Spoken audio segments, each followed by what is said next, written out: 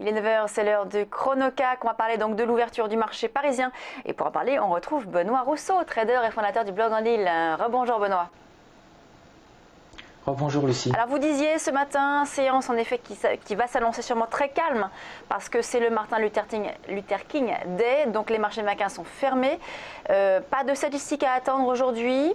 Bon, concrètement, qu'est-ce qu'on fait alors? Parce que vendredi, je rappelle, séance extrêmement baissière.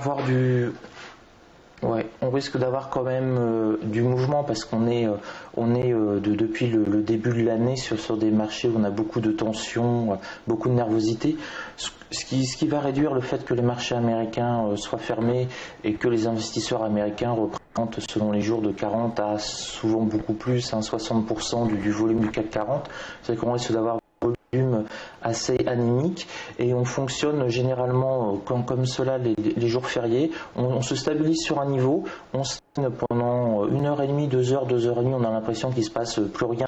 On a l'encéphalogramme d'un escargot albanais sur une route chaude, il ne bouge pas, on a un CAC 40 qui va bouger d'1, 2 points, 3 points, comme ça on se demande même ce qui peut se passer pour qu'il puisse bouger d'un point, et d'un seul coup, boum, on a une bougie extrêmement rapide parce qu'on a un gros bras qui appuyer sur le bouton alors acheter ou vendre, et après cette bougie on va à nouveau pendant une heure et demie stagner énormément. Donc c'est des journées finalement qui sont très techniques, qui peuvent être très dangereuses, parce que si on prend entre guillemets le mauvais train, la première bougie violente en pleine figure, on a tendance dans vouloir attendre, on va se dire bon je vais attendre, et puis on peut avoir 2 heures après une autre bougie qui double ou triple nos pertes. Donc c'est des marchés extrêmement dangereux.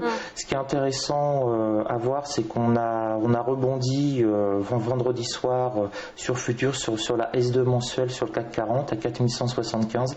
Donc ça paraît pour aujourd'hui en tout cas vraiment le niveau bas. Sur la S2 mensuelle, ça vaudra quand même peut-être le coup de prendre le risque, même si le marché n'est pas très violent, de rentrer sur ce niveau-là.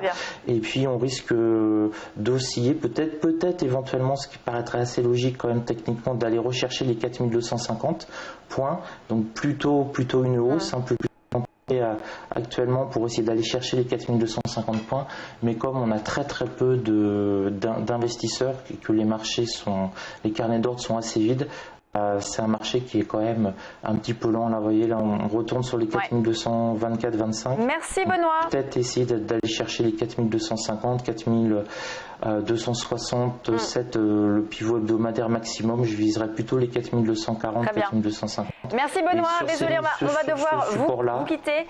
Benoît Rousseau, trader et fondateur du blog en Lille. On passe à la suite de Direct Marché, c'est le Focus Valeur.